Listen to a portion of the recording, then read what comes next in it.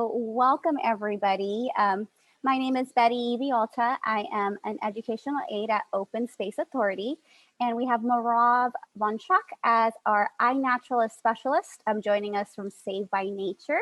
And we have Terry Rogaway, who is our education programs coordinator at Open Space Authority, that's going to be hosting today and helping answer questions and letting folks in while we are presenting. Just please be aware that we really can't see, Merav and I won't be able to see the Q&A once we're presenting, but Terry will be. So she'll be helping us. So we're getting started by Let's Go Mothing. How many of you can maybe put that into the Q&A, have heard of mothing?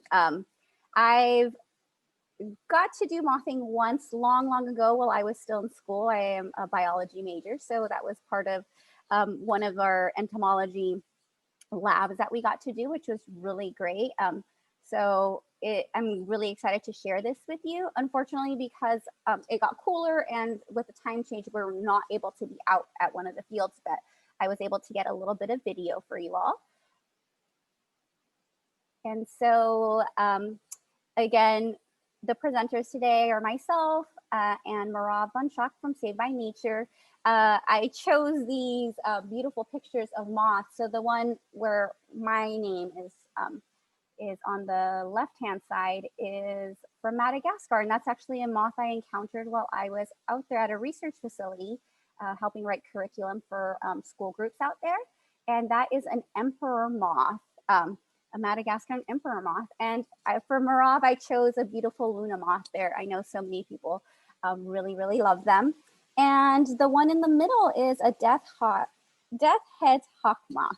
I just thought they were all really cool. So I really wanted to just share that with you all. So just what we're going to be going over today, what is mothing, how you can do this at home. And then Merav will be going over once you're mothing or you're attracting things, how you can use iNaturalist to kind of document all of that, and you're helping biologists and researchers in the area. So what is mothing?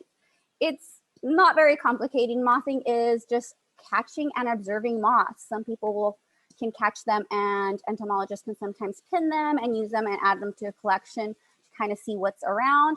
But for us on our kind of like just on our everyday, we're just going to be catching and observing moths. And there's different ways of doing that, but we're going to be focusing on just one way, which is using lights. And so moths are found all over the world. Biologists believe that there's about 150,000 to 500,000 moth species. They are a nocturnal animal, so you'll see them more at nighttime, while butterflies you'll see throughout the day a little bit more. And so oh, sorry about that. And so I just kind of want to talk a little bit about the setup. I know a lot of us kind of just turn on our porch light and we see moths, especially during the summer months. You'll see them in your house. If you don't have a screen like I do, I catch them in my house all the time. But just by having my porch light on, I see a lot of moths and different types of insects attracted to that. So they are attracted to the light. So there are some things that you can do really simply. If you look in the picture, they just kind of have a light setup. This is more of a formal setup. And I'm going to be talking a little bit about what we did in kind of a very informal setup with using supplies you can just find at home. But typically what you'll need is you'll need a light, and you'll need a surface for them to rest on. And then you just turn on the light and wait and go about you can wait about 30 minutes and then come back and see what's attracted. And then you can kind of just check it out and see if you can identify any of the moths that are attracted. And sometimes you get other types of animals. You do not just get moths. You might get some insects that are also attracted to the light, which is really cool. And so this is what I ended up using, just everyday items that I had around the house. I used a white sheet. I had a rope that I found in my garage, some clothespins, binder clips, bungee cord. I got duct tape. I didn't end up using it, but I had it just in case, and an extension cord and a light. So I tried this a couple of times at one of our sites. I took just like a little desk lamp and my bearded dragon's UV light to try out different things to see what would work. And we also ended up buying a UV light just because of the time of day. Right now in November, it's a lot cooler, so we're not seeing as many moths or bugs out at night. But in the summer months, if you were to do this, you can get a large variety. And it also really just depends where you are. We have people from Romania and Maine right now. So it's, I think just depending where you are, you're gonna get a different type of animal or moth coming and a different amount as well. So these are just what I use. And you can see in the picture, they are just setting it up on a fence. They have a white sheet of some sort just set up onto a fence. So you can just really work with what you have. And so I'm just gonna share a video of myself at one of the sites and just with the items I used and kind of what we encountered. I do want to apologize ahead of time. We did have technical difficulties with the audio while we were recording on site. So I had to record over what was on there, the audio. And so it's a little off, but it's basically what I was saying while we were there. I'm going to share that with you.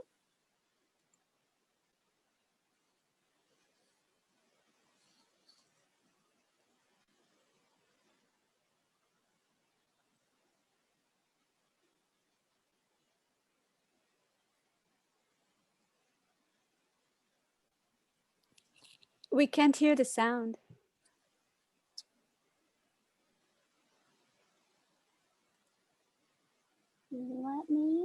I apologize. Let me see if I can figure out how to share that sound with you. You might have to pull your earbuds just for this. Okay, yeah, let's try that again. I also have some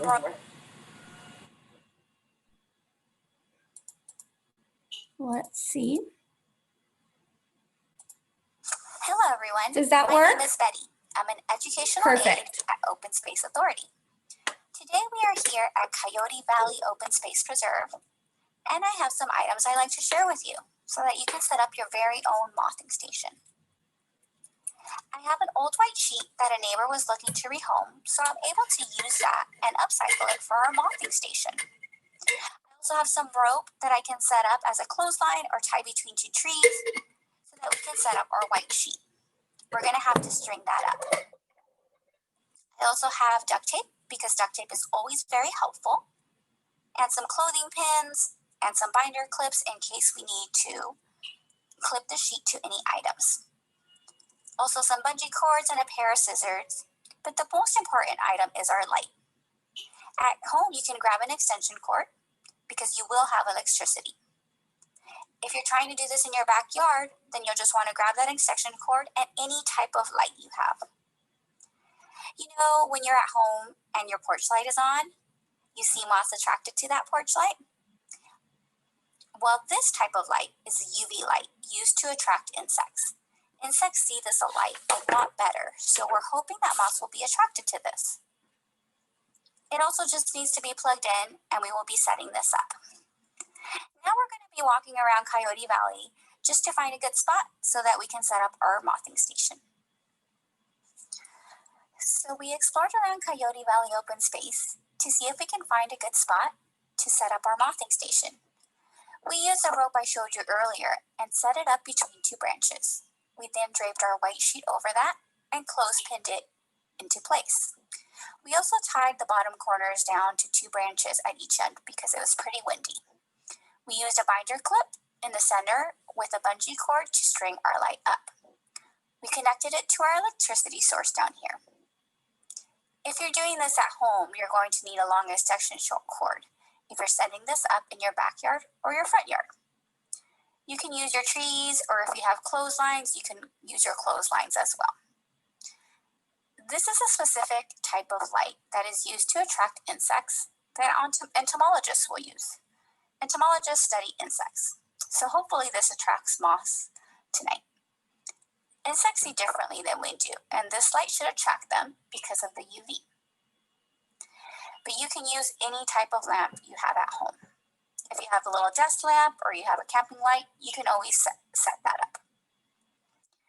You can hang it so that it attracts insects to the sheets, or you can get a little stool or just point it to the sheet as well. Then you can walk away and wait a bit and see what gets attracted to it.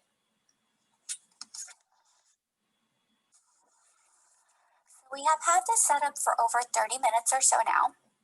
The wind has died down a bit and we're having a bit more luck at attracting insects. We have a couple mosquitoes here and we have had 2 or 3 moths land for a bit and then take off. So we got a bit excited. Typically what you would do if there were lots of moths and different types of insects attracted to the sheet, you could take pictures and try to identify them, or you can use the iNaturalist app, which helps collect data of different types of fauna and flora in the area. All right, let me put these headphones back on.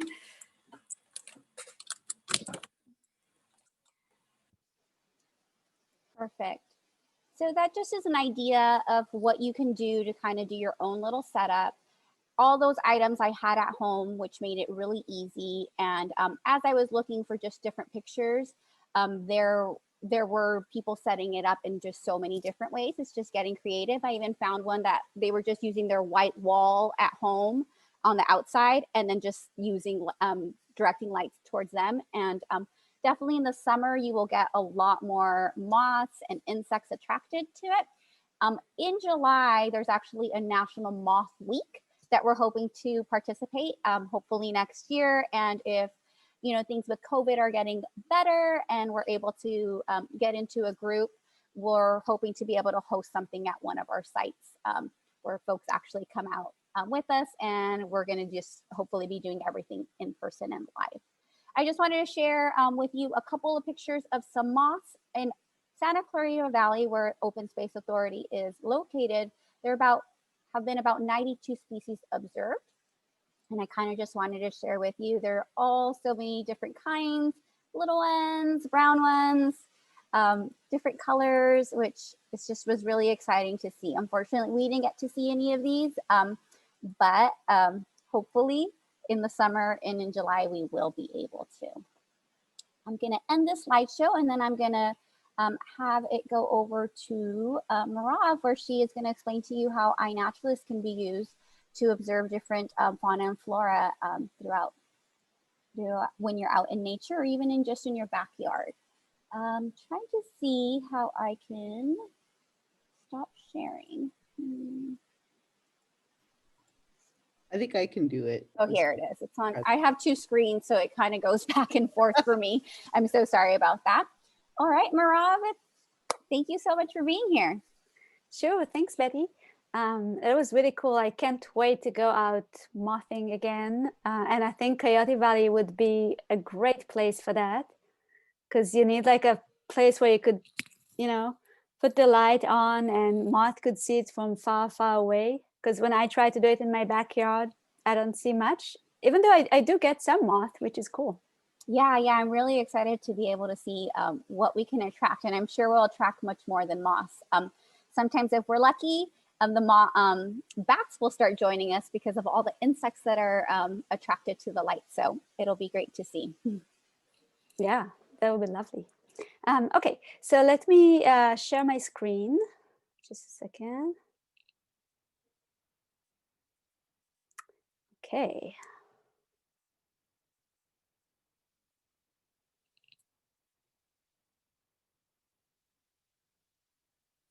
Okay, now it should be good. Okay, so I'm going to talk a little bit about how we could use iNaturalist as a tool to identify moth. And yeah, let me just quickly tell you a little bit about iNaturalist. So it's basically a tool that we use to identify observations of anything that is alive. So we use it to identify different things and also to share information on this huge database of over 50 million observations. It's basically a social network for nature nerds like me and like you guys. And the way it works is that I take a photo of something living, which could be a moth, but it could be a plant, it could be an insect, a bird, whatever.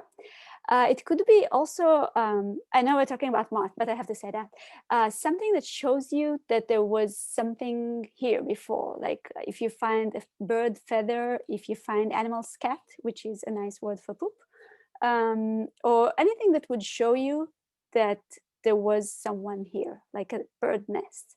So you could take a photo of that as well. So you take the photo, and then once you save it, you share it with this large community of, I think it's 1.4 million users now, which is insane, worldwide. So most of them are in North America, but it is worldwide. So wherever you go, wherever you travel, you could use that, which I think is a good reason to learn how to use this tool. And then it's not just saving that observation and sharing that. Often there'll be interesting discussions. People are very friendly and are very happy to share their knowledge.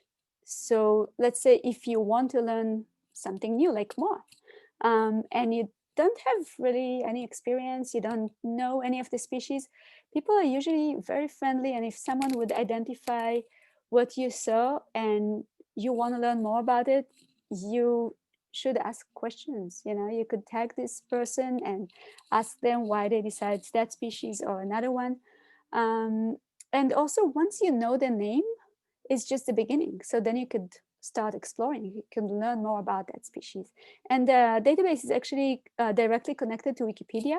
So many of these species already have some information on them or on related species. So you could learn more right there.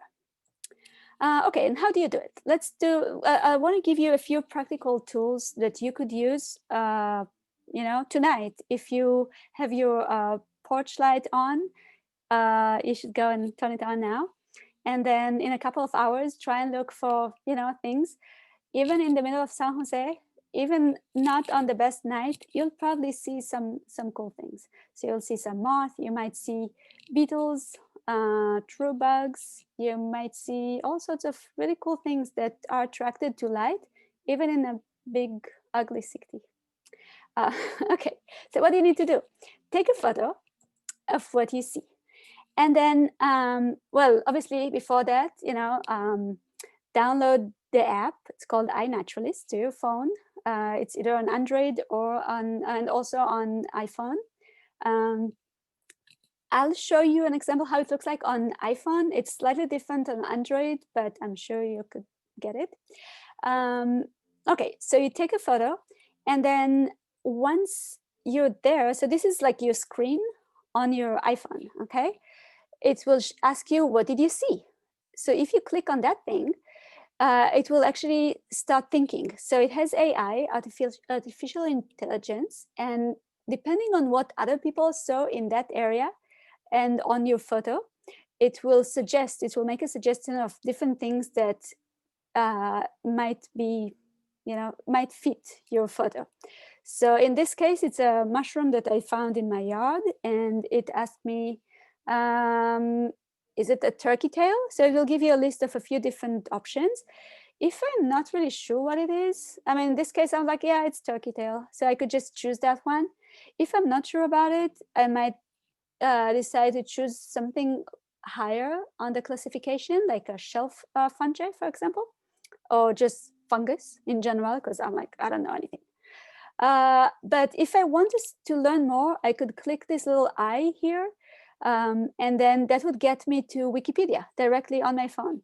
And this is turkey tail on Wikipedia, so I could see, if I scroll down, there's like a map here that will show me if that thing actually found in the area, because sometimes it's not.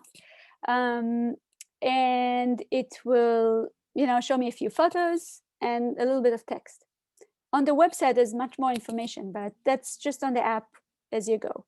And obviously for this tool, you need to have some reception. Otherwise, you could use iNaturalist with no reception at all, but you won't be able to get this AI option and Wikipedia. But you could do it later on when you get back into reception area. Okay, so I chose turkey tail. I have my photo right here. I could add more photos, by the way. And then I could type in some notes. So if it's a moth and I have a UV light on, maybe I want to write something down about that, or if it's part of a project, or if I found a gull on a plant, I might want to write the host plant. Sometimes there are different things you'd like to write. This is obviously time and date. And then this is the address of where you found that thing. And sometimes you maybe don't really want to share the address. So you might want to obscure your location.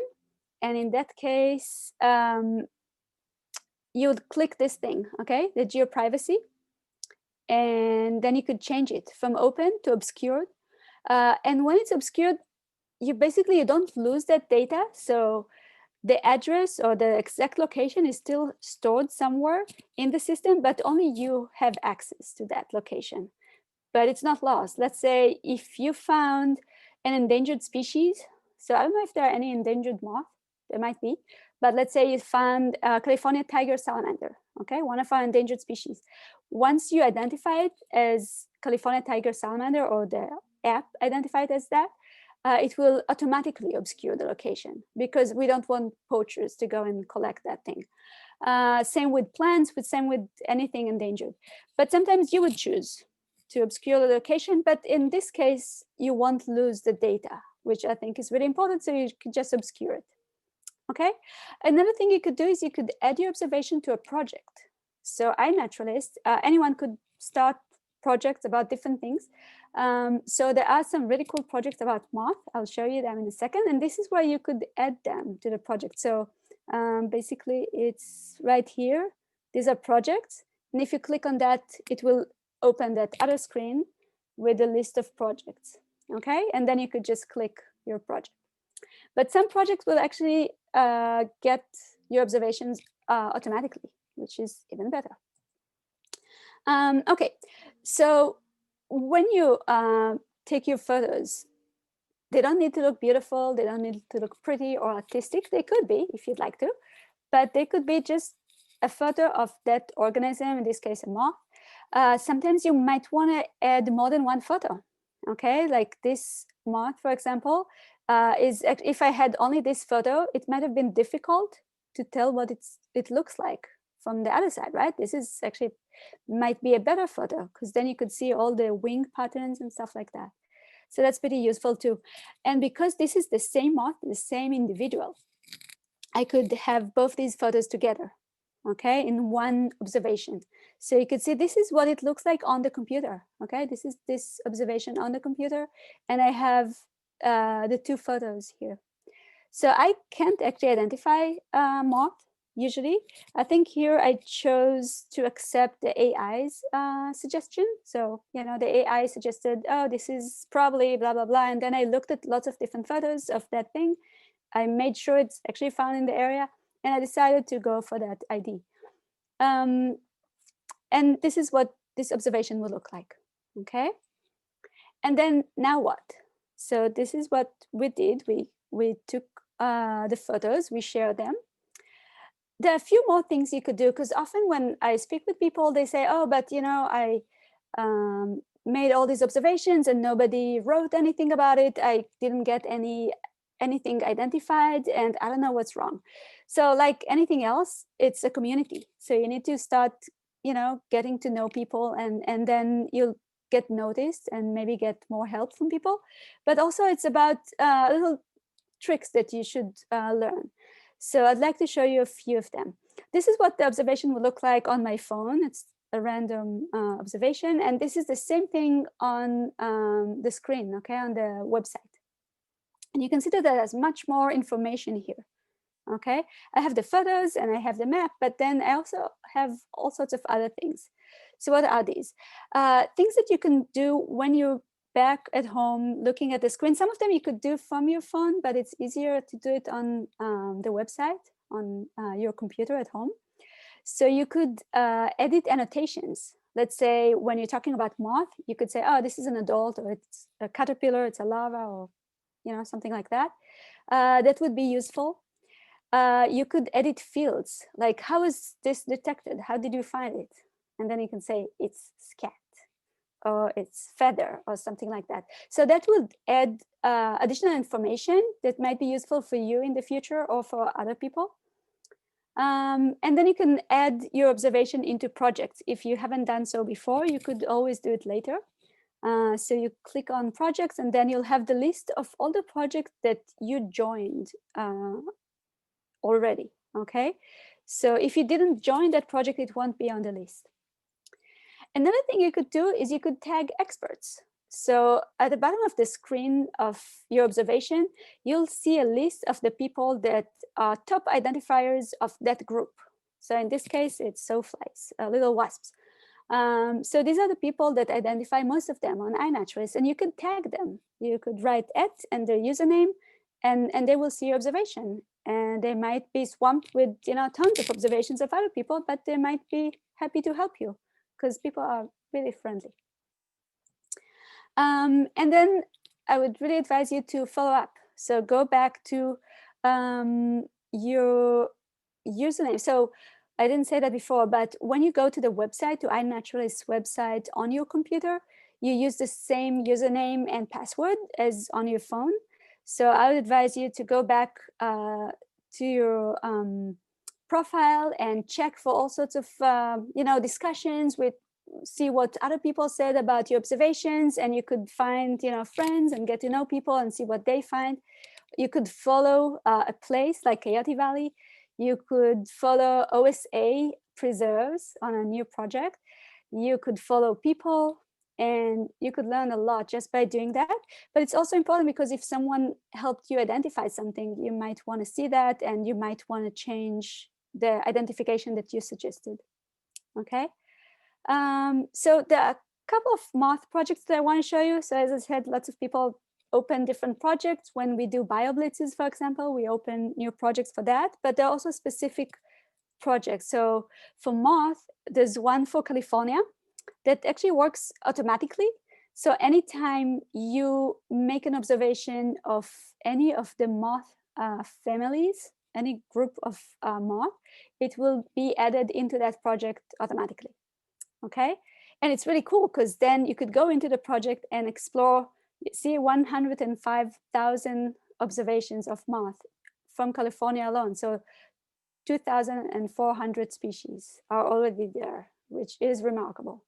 There's another project that is moth of North America, but for this one, you actually have to add your observations manually. And then just to show you, I think like 3 more slides. I hope I'm okay with time. Are we good? Awesome. So just a couple of more slides. This is that project from California. So this is what it looks like. Lots of red dots. Each one is an area with observations. And when we get closer to the Bay Area, I mean, look at that. Isn't it awesome? This is all we've got. But I could assure you that if you put a moth light, even in your yard, no matter where you live, you'll find new species to that area, or maybe even to science. I mean, moths are underrepresented. We don't know enough about them. So the more people that do this will just learn more, will find more species, will find more species to our area. You should do that. And then, so that was the map. These are the species that we find there. Okay, these are the different observations. Here on top, you see it says observations. And then if you click on species, then it will show you like all the different species. Look at these beautiful things. So these are different moths that you can find in that area of the map in the Bay Area. Okay, you could see what you found. So these are different species that I've found.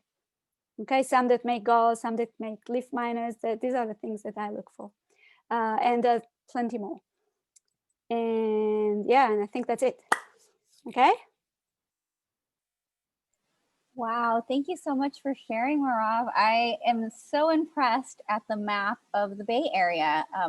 Makes me really excited for July when we're hoping to host this and see what kind of moths we get. And you're right, there are not enough researchers out there probably doing moth research, and we might even get lucky and discover a new species. That would be absolutely wonderful.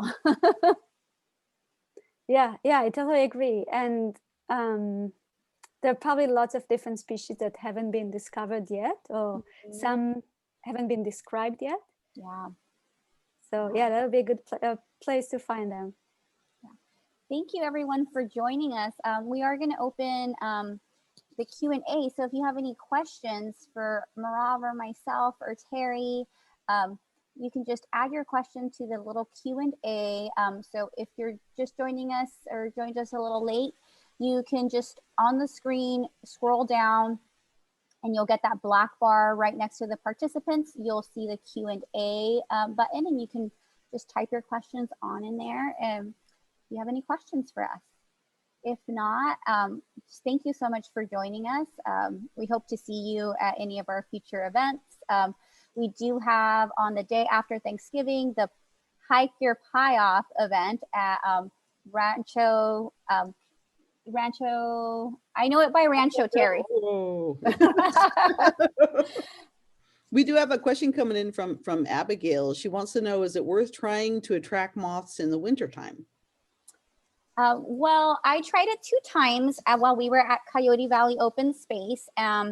We didn't stay too long. I was just kind of testing things out. And we got a couple of moths, but I think now that it's colder, we didn't attract too much. But if you're doing it at home, you know, I had to drive there and I wasn't at home. But if you're doing it at home, it's worth a try. I would say you can, you know, just put a light out and check it every so often and see what you get. It makes it a little bit easier when you're at home. I do see a question from Robin, where might you find a UV light? So we did end up purchasing 2, a mercury vapor light and a UV light from BioQuip. So if you go on to Google and just Google BioQuip moth light or just light or entomologist light, we had several different ones come up. Terry, do you mind sharing the pricing on those?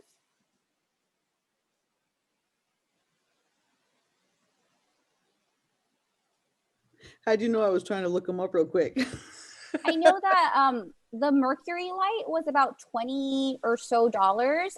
I can grab it and share it with you if you guys don't mind. If we can maybe answer a couple other questions while I go grab that just to kind of show it to folks.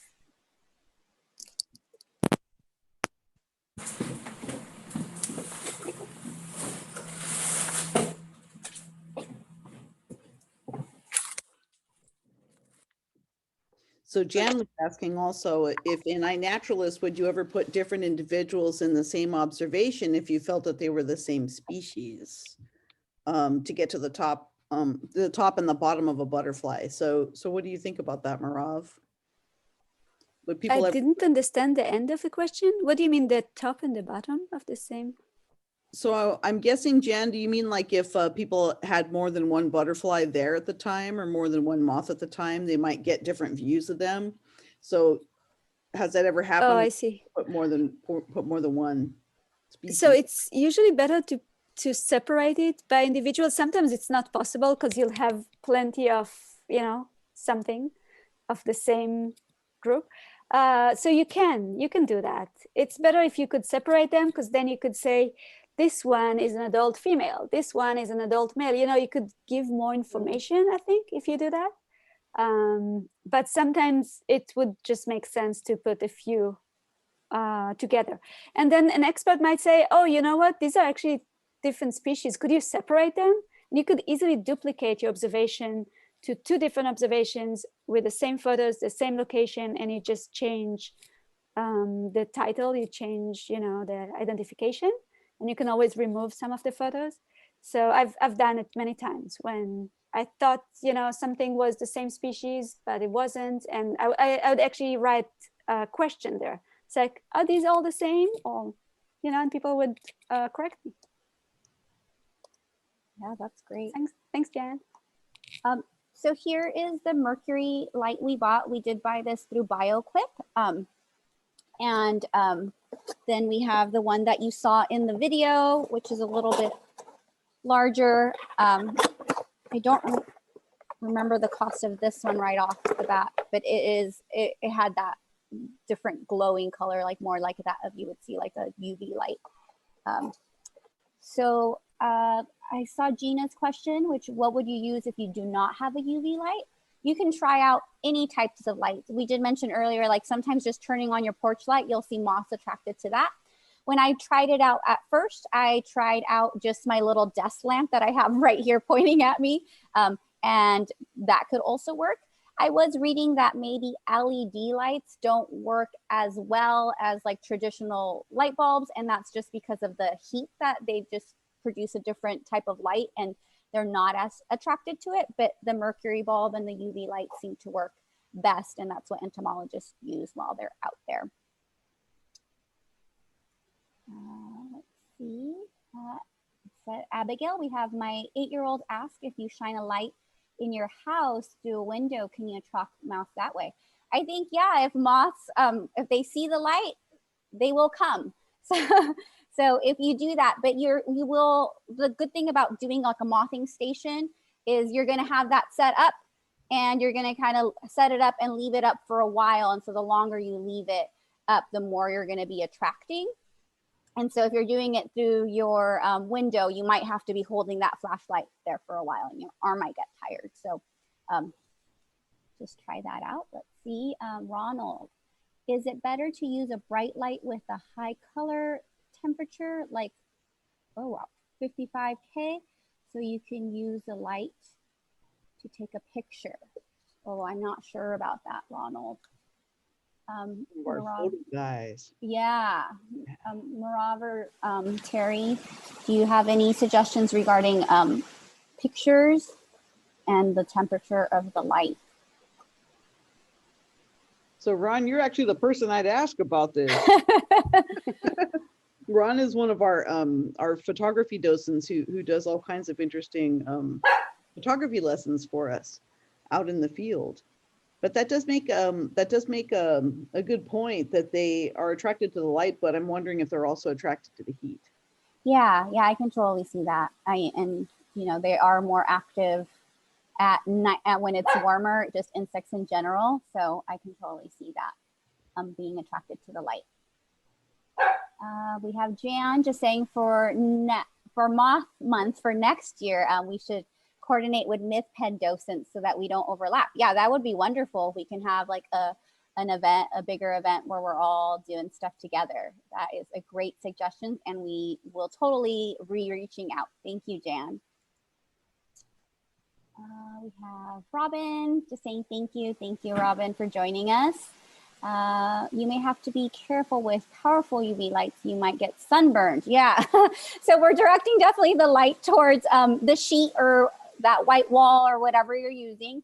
But yes, you can get, you know, sunburn from UV lights. Yeah, it's actually dangerous to look. It's like not good for our eyes. So you shouldn't look directly at the UV light if it's a real UV light. Yeah. Yeah, and that's why we use sunglasses to protect our eyes from that UV light. There is a question from Laura. What is the dust on the moth wings? Merav, do you happen to know that? Yeah, sure. So if you look through a really good macro lens or microscope, you'll see that it's beautiful little scales. So moth and butterfly wings are covered with scales. And microscopically, they have this beautiful shape. And that helps them fly. So the entire wings are covered with that. And if we touch them, that would rub off onto our hands and sometimes onto their environment. So, you know, if you see a fresh new butterfly, its colors will be much prettier than, especially when, like, if you know the Buckeye butterflies, they're beautiful when they just hatch from the pupa. They're beautiful, colorful butterflies. But after a few weeks or a couple of months of flying with these wings, they don't look as pretty. Some of that, the scales, they rub off. Well, thank you so much, Merav, for answering that. Ron is just letting us know that moths are better pollinators than butterflies, and they carry pollen better. So yeah, they're all, you know, all creatures are so important and have their jobs out there in nature. And yeah, they do. We just have a thank you from Edward Rooks. Thank you for joining us, Edward. That seems to be all of our questions. If you have any more, please go ahead and type them in that Q&A. If not, I just want to thank Merav and Terry for sharing your expertise. And thank you to everyone from joining us. We had someone all the way from Romania, which was really, really cool.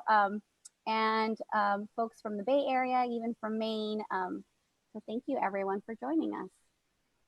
If you do have any more questions, though, you can feel free to email us at the Open Space Authority. So you can send it to me if you want, and I can pass it on to Betty at TROGOWAY at openspaceauthority.org. You can also look us up on Open Space Authority, but don't forget the authority part, or you'll go to MidPen. And you can look us up that way too if you want. So Laura's actually asking, how do you know if a moth is male or female? Ooh. That is a great question. I am not. So at least in some of them, would you like me to answer? Oh, sorry. Yeah, no, You wanna go answer, ahead. Betty? No, go I'm ahead, sorry. Merav. So at least on some species, you could tell that pretty easily because the male moth will have this beautiful feather-like antenna, so they can smell the female. That's how they smell the female pheromone from far, far away. They only need a few molecules of smell, so they could find a female from far away. And the females usually will have, like, you know, a string-like antenna, but it's not in all species. Like, it depends on family and stuff like that. So Thank you, floofy Merav. antennas then. Floofy antennas. Floofy antennas.